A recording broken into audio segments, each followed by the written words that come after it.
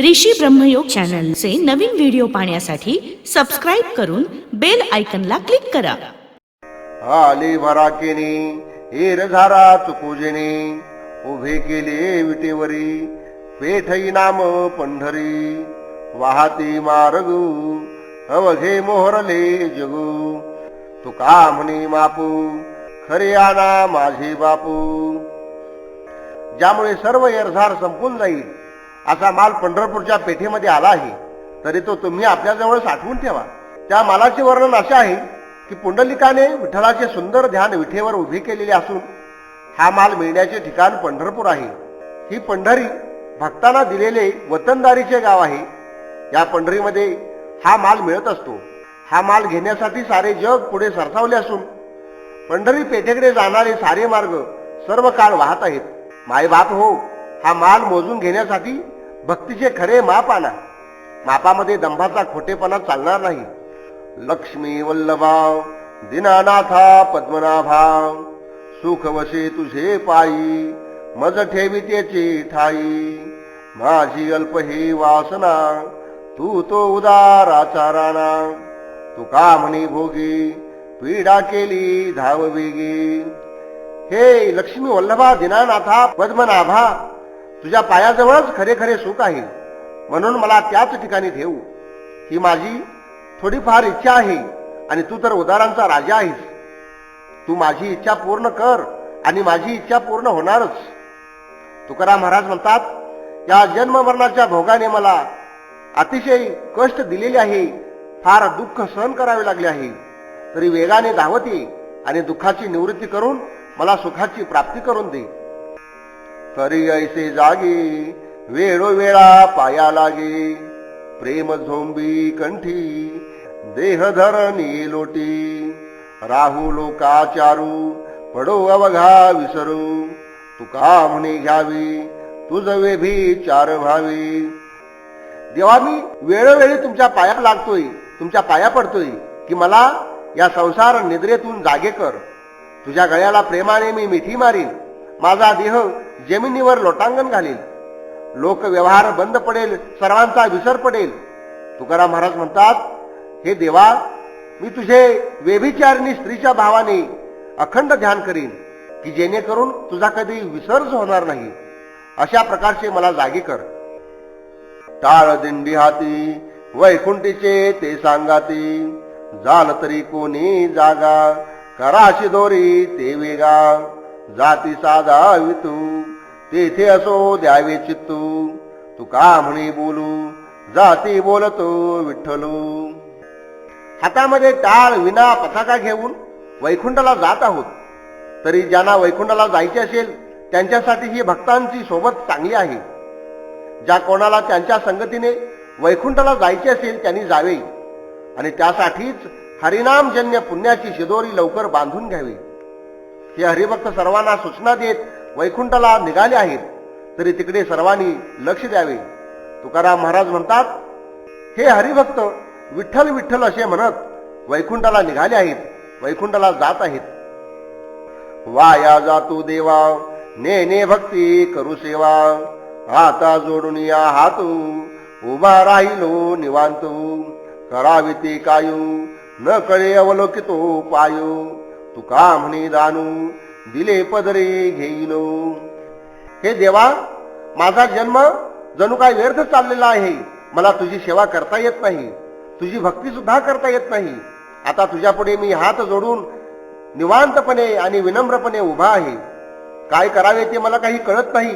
तुमच्या पायाकडे पाहत देवा, मी या ठिकाणी उभा आहे. तुकाराम महाराज म्हणतात, देवा, तुम्ही जे दान द्याल ते मी पदरामध्ये घेईन.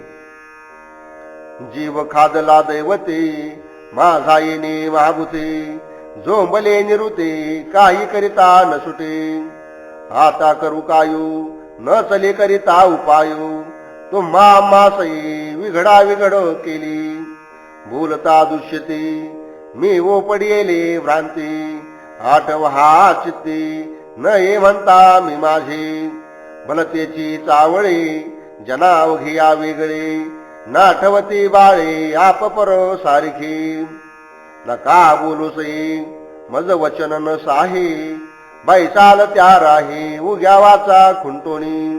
तुम्हा आम्हा भेटी नाही झाली जीवेसाठी. तुका म्हणे दृष्टी पहा जवळी आहे तू. या देवतानं माझा तर जीवच खाल्ला आहे. हे दैवत माझ्या जीवाला इतके झोंबून राहिले आहे की ते काही केल्या सुटत नाही. मी आता काय करू. मी कितीही उपाय केले तरी काही उपयोग होत नाही. हे सख्यानो, याने तुमच्या आमच्यामध्ये वियोग निर्माण केला आहे.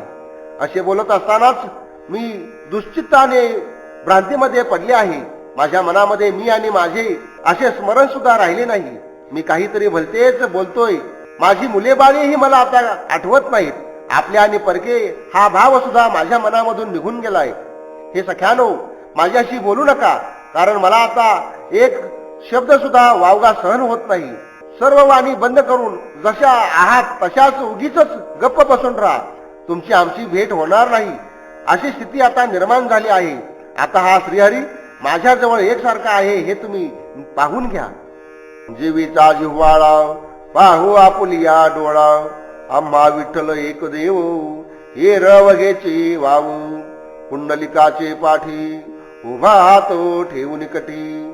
तुका म्हणे चित्ती वाहू रुक्माईचा पती. आमच्या जीवाचे जीवन असलेल्या विठ्ठलाला आम्ही आमच्या डोळ्यांनी पाहू. आम्हाला विठ्ठल हा एकच देव आहे आणि इतर सर्व काही व्यर्थ आहे. जो विठ्ठल पुंडलिकाच्या पाठीशी कमरेवर हात ठेवून उभा आहे. तुकाराम महाराज म्हणतात, त्या रुक्मिणीपतीला आम्ही चित्तामध्ये धारण करू आणि त्याचेच चिंतन करू. माझी आराधनू पंढरपुरीचे निधानू. या एका विन तुझे काही नेने पंढरी राजे.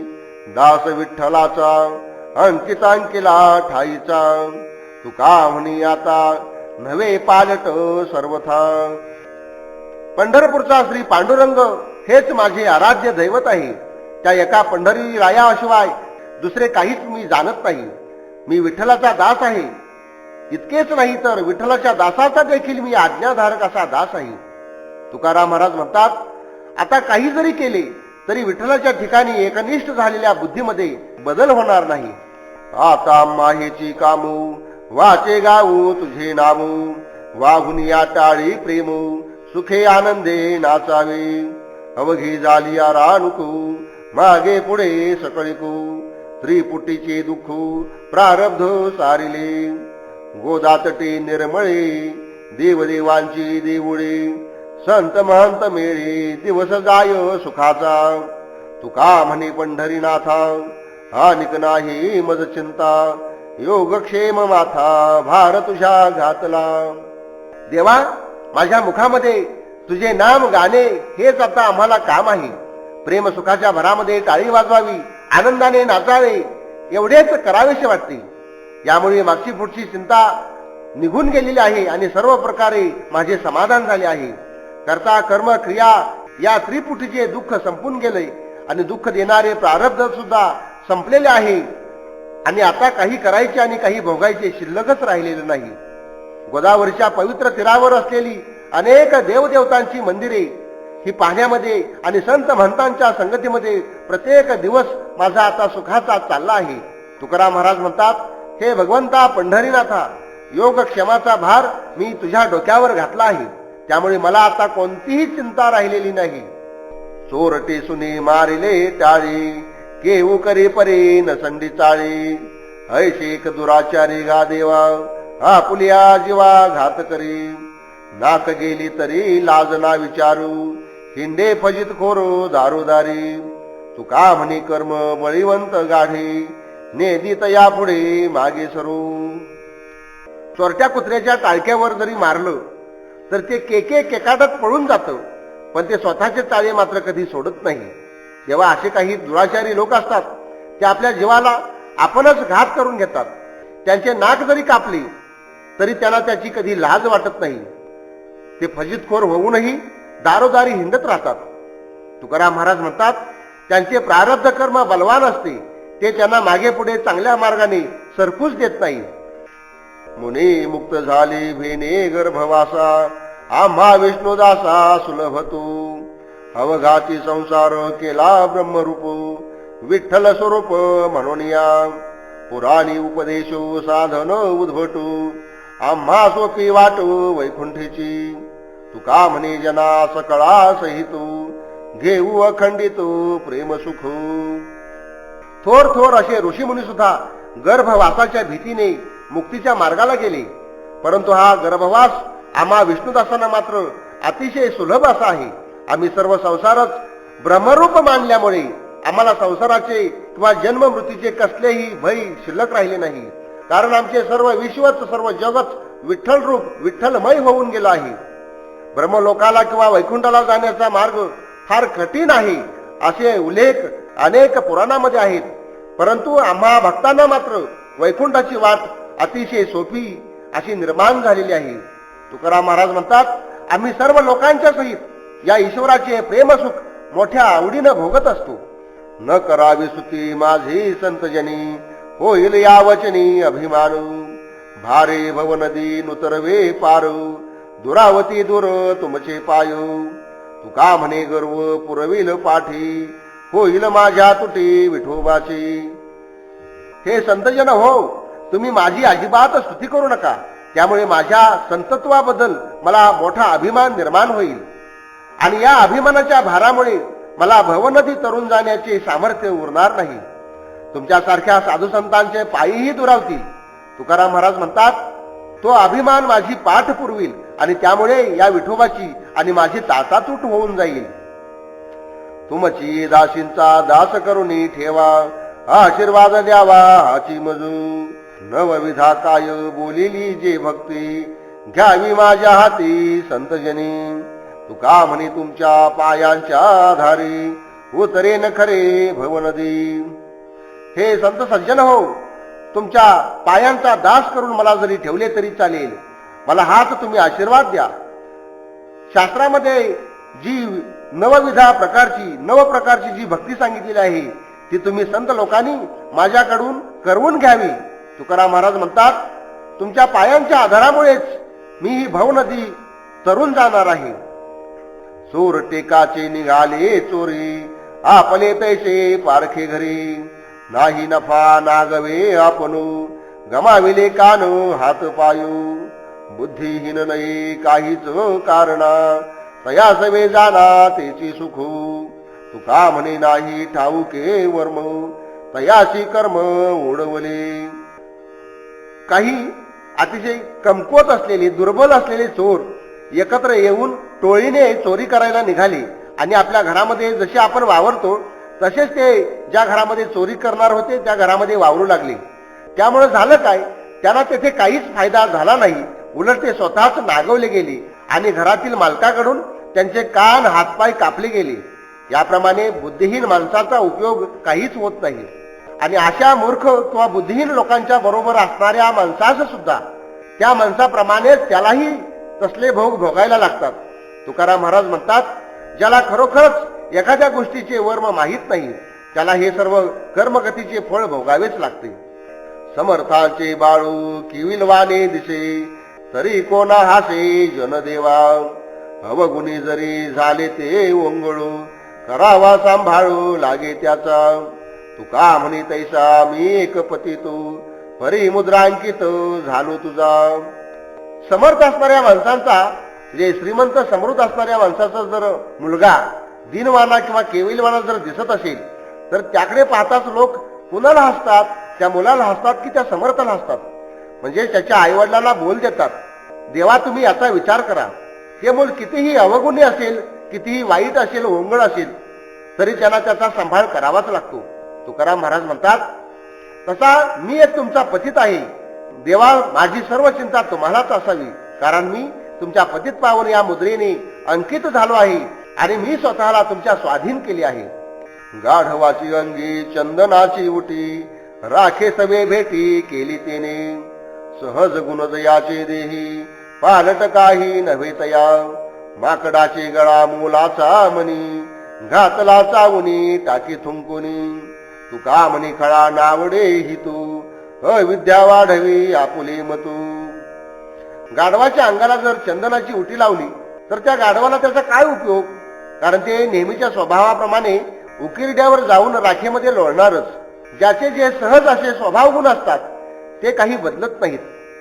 जसे एखाद्या माकडाच्या गळ्यामध्ये अतिशय मूल्यवान असे रत्न बांधले तरी त्या माकडाला त्याचा काय उपयोग, ते त्याचे दाताने चावून तुकडे करते आणि बाहेर फेकून देते. तुकाराम महाराज म्हणतात, याप्रमाणे दुष्ट माणसाला काही हिताच्या गोष्टी सांगितल्या तर त्याला त्या आवडत नाहीत आणि आपल्या मताने ते अज्ञानाचीच गोष्ट वाढवत राहतात किंवा आपले अज्ञानी मत असेल तेच पुढं रेटत नेतात. नेने सुने चोर पाहुना मागता देखुनी भलता भुंकतसे शिकविले काही नचले तया बोलिले वाया बोल जाते शिर ओ कुनिया खाय मंगळू आपुले ते ढाळू जाऊ दे वंदू निंदू काय दुराचारू खळाचा विचारू तुका म्हणे. घराच्या दारात बांधलेलं कुत्र असतं, ते कुत्र चोर कोण आहे पाहुणा कोण आहे हे न ओळखता ते सर्वांवरच भुंकत राहते. त्याला कितीही शिकवलं तरी त्याचा काही उपयोग होत नाही. त्याला शिकवले ते सर्व वायाच जाते. त्याला जरी चांगले दूध पाजले तरी ते ओकून टाकते आणि अमंगळ घाणेरड्या पदार्थाकडेच त्याचे लक्ष जाते. ते आपली खोड काही सोडायला तयार नसते. तुकाराम महाराज म्हणतात, त्या कुत्र्याप्रमाणेच दुष्टाला कितीही वंदा किंवा निंदा त्याची फजिती करा पण त्याच्या स्वभावात मात्र काही फरक पडत नाही. जन मानवले वरी बाह्यकारी तैसा मी अंतरी नाही जाणू म्हणवनी पंढरीनाथा वाटत शे चिंता प्रगट बोलता लाज वाटे संता ब्रह्मरूप झाले अवघे जनो ते माझे अवगुण न देखते तुका म्हणे मी तू आपणाशी ठावा आहे बरा देवा जैसा तैसा. देवा, बाह्य दृष्टीनं या लोकांनी माझा मानसन्मान केला असला तरी सुद्धा मी अंतकरणामध्ये तेवढा मोठा झालेलो नाही. म्हणूनच हे पंढरीनाथा माझ्या मनाला फार चिंता लागून राहिली आहे आणि मनाची खरी अवस्था प्रकट करताना भारी लाज वाटते.